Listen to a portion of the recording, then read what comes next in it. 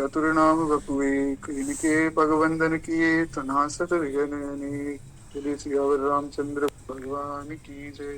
बाल कृष्ण लाल की जय। उमापति महादेव की जय। हरि शरणम। अकारण करुणा वरुणालय भक्त वत्सल शरणागत वत्सल भगवान की महती कृपा करुणा से हम सब सुन रहे थे कि किस प्रकार भगवान के दो सेवक सुशील और पुण्यशील दोनों की कथा जो विष्णुगण है वे सुनाते हैं धर्मदत्त ब्राह्मण को। अब धर्मदत्त ब्राह्मण ने पूछा कि हे विष्णु गणों, जय और विजय नामक भगवान के दो और गण हैं जिनके बारे में मैंने सुना है, तो उनकी कथा भी आप मुझे सुनाइए। और उन्होंने पहले ऐसा कौन सा व्रत किया था, ऐसा कौन सा उन्होंने नियम पालन किया था जिससे भगवान विष्णु के प्रतिरूप वे हो गए, वो सब कथा आप मुझे कहकर विस्तार में सुनाइए। विष्णुगण कहते हैं कि हे ब्राह्मण श्रेष्ठ सुनो।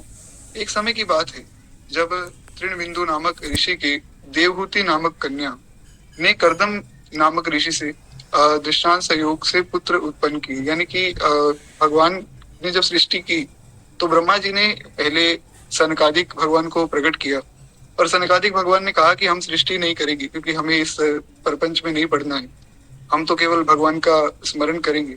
तो हरि शरणम कहते हुए तो चले गए। फिर ब्रह्मा जी ने अपने अन्य 10 पुत्रों को प्रकट किया जिसमें से बहुत से प्रजापति थे।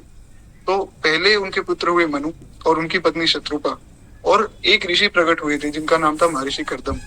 तो महर्षि कर्दम का विवाह हुआ देवहूति से और उनसे उनकी 9 कन्याएं, और अंत में एक पुत्र कपिल भगवान प्रकट हुए थे। और 2 पुत्र और थे जिनका नाम जय और विजय था। जय बड़ा था और छोटा विजय था। इसके बाद देवहूति के योग कर्म के ज्ञाता ही कपिल मुनि उत्पन्न हुए। कपिल भगवान, उन्होंने माता देवहूति को बहुत सुंदर शिक्षा दी थी कि संसार से पार किस प्रकार उतरा जाए। उसके बाद जो जय और विजय थे वे दोनों विष्णु भक्ति में सदा ही रत रहते थे। दोनों ही भाई इंद्रियों पे निग्रह करके भगवान विष्णु की भक्ति में लगाकर असाधारण धर्मनिष्ठ बन गए थे। दोनों ही अपनी इंद्रियों से केवल भगवान का ही सेवन पूजन किया करते थे, अहरनिश भजन किया करते थे। और दोनों भाई अष्टाक्षरी विद्या का जप करते हुए भगवान विष्णु की भक्ति में इतने तल्लीन हो गए कि पूजन के समय सभी दिन भगवान विष्णु साक्षात उनको दर्शन दिया करते थे और उनसे वार्तालाप किया करते थे।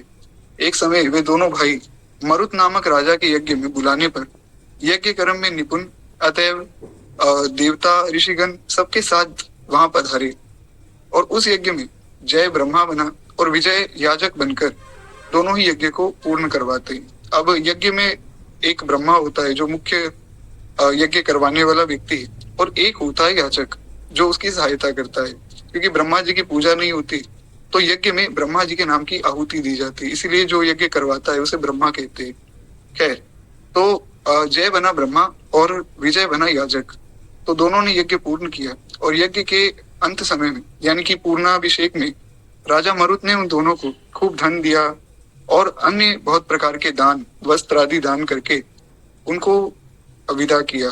और वे दोनों वो धन और वस्त्र लेकर आश्रम में आए। आश्रम में आने पर भगवान विष्णु के पूजन में पृथक पृथक जो भी सामान मिला था उसका बंटवारा करने का फैसला हुआ। दोनों भाइयों ने कहा, एक जय ने कहा कि देखो, जो धन जिसको मिला है सो वैसा ही विभाग होना चाहिए, पर दूसरे ने कहा कि ऐसा नहीं होगा, जिसने जो धन पाया है वो सब मिलाकर आधा आधा सबको मिलना चाहिए। और ये सुनकर जय बड़ा क्रोधित हो गया और आवेश में आकर अपने छोटे भाई को उसने श्राप दिया कि तू समान भाग को तो पाएगा, परंतु तू धन का लालची है, इसीलिए तेरा जन्म जल के ग्राह के रूप में होगा। विजय ने भी उसे श्राप दिया। विजय ने कहा कि तू भी दूसरे का हक खाने के लिए सदैव तत्पर रहता है, इसलिए मतंग नाम का हाथी के रूप में तुझे भी धरती पर आना पड़ेगा। आवेश शांत होने पर दोनों बड़े चिंतित हो गए और एक दूसरे से अब पूछने लगे कि अब इस श्राप का निवारण कैसे हो। दोनों भाई पूजन के समय भगवान को अपनी अपनी गलती बताकर पश्चाताप करते हुए शापों की निवृत्ति का वर मांगते हैं। जय और विजय ने उभय बोला, हे कृपा सिंधु, आपके भक्त हम दोनों ने एक दूसरे को ऐसा श्राप दिया है कि एक ने कह दिया कि तुम ग्राह बनोगे, एक ने कहा तुम मतंग की योनि में जाओगे। हे भगवान, आप हम दोनों के शापों की निवृत्ति कर दीजिए। और ऐसा कहकर भगवान के सामने वे लोग रोने लगे। बड़ा प्यारा भाव है श्री सूरदास जी महाराज भगवान से कहते कि जब किसी भक्त से कोई गलती हो जाती है तो भक्त को भगवान को यही कहना चाहिए, हरि मोरे अवगुण चित्त ना धरो, प्रभु मोरे अवगुण चित्त ना धरो, समदर्शी है नाम तिहारो, समदर्शी है नाम तिहारो, अपने पुनि करो, हरि मोरे अवगुण चित्त ना धरो। और बड़ी प्यारी बात सूरदास जी कहते कि प्रभु एक लोहा पूजा में राखत, एक लोहा पूजा में राखत, एक घर बधिक परो, हरि मोरे अवगुण चित्त ना धरो, प्रभु मोरे अवगुण चित्त ना धरो। और ऐसी ही प्रार्थना यहाँ पर जय और विजय कर रहे हैं। जय ने कहा कि प्रभु आप तो सब गलतियों को क्षमा करने वाले हैं और कृपा के सागर हैं, इसलिए हमारी इस भूल को क्षमा कीजिए।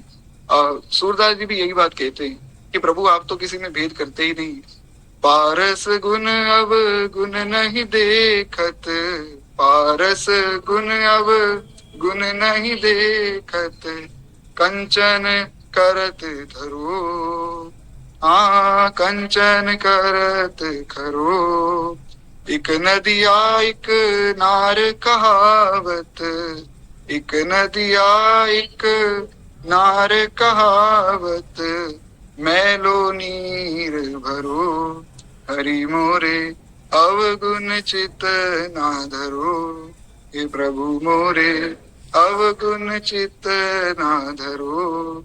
अंत में भगवान से कहते कि प्रभु जाने तुम ही हुई जाए, जो गोस्वामी जी ने कहा वही भाव सूरदास जी कहते कि एक जीव एक ब्रह्म कहावत, एक जीव एक ब्रह्म कहावत, सूर्य शाम झगड़ो, सूर्य शाम झगड़ो, अब की बेर प्रभु टेर पकड़ लो, अब की बेर प्रभु टेर पकड़ लो, नहीं व्रत जात टरो, नहीं व्रत जात टरो, ये प्रभु मोरे अवगुण चित्त ना धरो, हरि मोरे अवगुण चित्त ना धरो।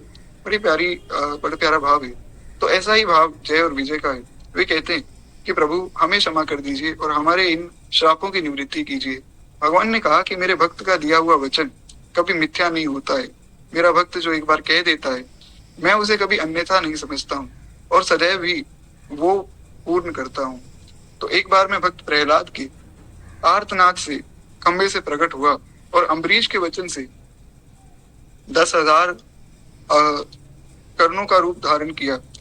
तो इसीलिए ही तुम दोनों भी मेरे भक्त हो और स्वयं तुमने एक दूसरे को श्राप दिया है, इसलिए तुम्हारे वचनों का पालन करना ये मेरा धर्म है। भगवान ये बात कह रहे हैं। भगवान ने भागवत में भी यही बात कही, अहम भक्ताम पराधीन हूँ, मैं तो हूँ भगतन को दास, भगत मेरे मुकुट मणि।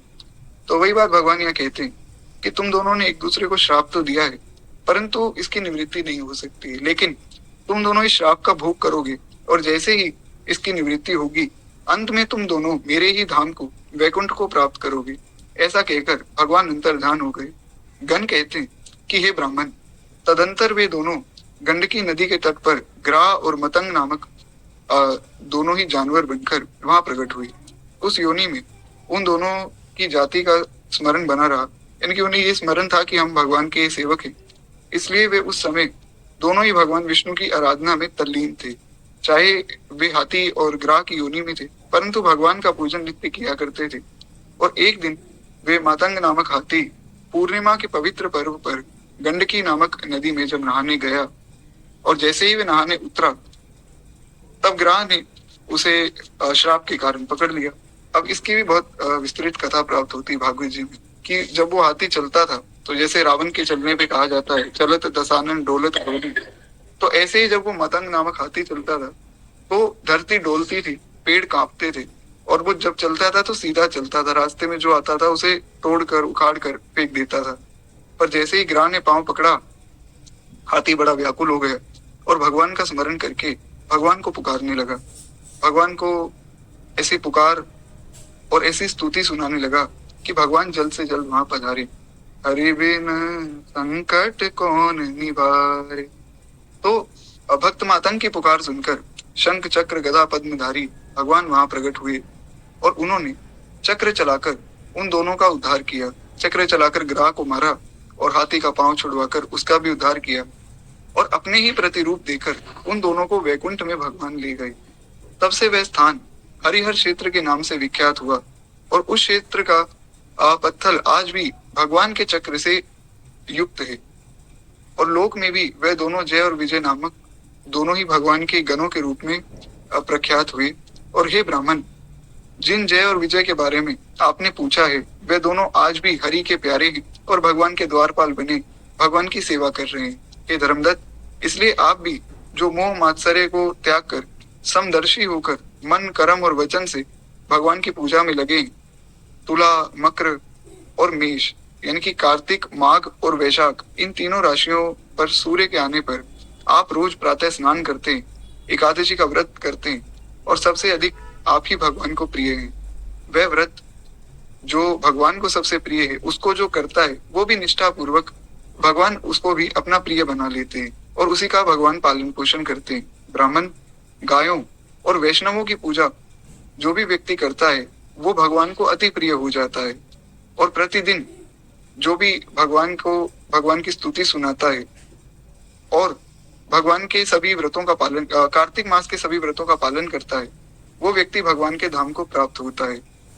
आगे वे कुछ नियम बताते हैं कि उपरोक्त 3 महीने में कार्तिक, माघ और वैशाख इन 3 महीनों में कांजी बैंगन नहीं खाना चाहिए। हे धर्मदत्त ब्राह्मण, ऐसा करने पर आपको भगवान के धाम की प्राप्ति होगी और इन 3 पुण्य महीनों में मसूर का भी सेवन नहीं करना चाहिए। और जैसे ही हम दोनों जय और विजय नामक गण ने हमने भगवान को प्राप्त किया है वैसे ही आप भी भगवान को प्राप्त कर सकते हैं। जन्म से ही भगवान विष्णु को संतुष्ट करने वाला त्रैमासिक इन व्रतों को जो भी व्यक्ति करता है वो अन्य सभी यज्ञ, व्रत, दान इन सबसे श्रेष्ठ हो जाता है। हे ब्राह्मण श्रेष्ठ, आप धन्य हैं क्योंकि आपने भगवान विष्णु को प्रसन्न करने वाला इस व्रत को, इस कार्तिक के व्रत को और माघ के व्रत को निष्ठा पूर्वक और भक्ति पूर्वक किया है और उसके आधे पुण्य को पाकर आपने जो कला को आधा पुण्य दिया और आधा पुण्य आपने पाया, उसके द्वारा आप भी भगवान के रूप को प्राप्त करने वाले होंगे। और जब आपका अंत समय आएगा तब जिस प्रकार हम कला को लेकर जा रहे हैं उसी प्रकार हम आपको भी वैकुंठ लेकर जाएंगे। नारद जी कहते हैं कि हे राजन, इस प्रकार धर्मदत्त के सभी प्रश्नों का उत्तर देकर वे दोनों विष्णुगण कला को वहां से ले गए और वैकुंठ धाम में भगवान के धाम में ले जाकर उसे भगवान की सेवा में नियुक्त किया। इधर धर्मदत्त विश्वासी बनकर देव व्रत आराधन करता रहा और अंत में अपनी दोनों स्त्रियों समेत विष्णु लोक को प्राप्त हुआ। इस कार्तिक कथा को जो भी मनुष्य सुनेगा और सुनाएगा वे दोनों ही भगवत प्राप्ति के अधिकारी हो जाएंगे और दोनों ही भगवान के सानिध्य को अवश्य ही प्राप्त करेंगे। इस प्रकार कार्तिक महात्म्य का 23वां अध्याय भी पूर्ण होता है। एक बार प्रेम से बोलिए भक्तवत्सल भगवान की जय। केवल 2 मिनट प्रेम से भगवान नाम से कीर्तन करें। जय राधे कृष्ण गोविंद गोपाल राधे राधे। जय राधे कृष्ण गोविंद गोपाल राधे राधे। गोपाल राधे राधे नंदलाल राधे राधे। जय राधे कृष्ण गोविंद गोपाल राधे राधे। जय राधे कृष्ण गोविंद गोपाल राधे राधे। गोपाल राधे राधे नंदलाल राधे राधे। जय राधे कृष्ण गोविंद गोपाल राधे राधे। श्री भक्त वत्सल भगवान की जय। बाल कृष्ण लाल की जय। उमापति महादेव की जय। सब संतन की जय, सब भक्तन की जय। आज के आनंद की जय। जय जय श्री सीताराम, जय जय श्री राधे श्याम। नमः पार्वती पतये, हर हर महादेव शंभो।